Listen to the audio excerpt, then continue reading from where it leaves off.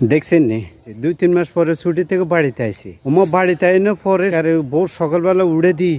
নাস্তা টাস্তা করাইছে খেজুর রস আছে না খেজুর রসে সিন্নি খাওয়াইছে সিন্নি রান্ধি দিছে খাইতে খুব ভালো লাগছে ওমা খানা পরে আনমা আর কিছে আতে দা ধরা দিস আর কোদাল ধরা দিস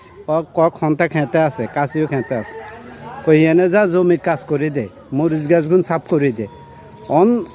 আয় আনমারে কই ইগো আয় এতদিন হরে বাড়ি ঘরে আইসি ভালো মন্দ একখানা খাওয়াবে নাম না আরে বুঝি জমিতে আড়ানের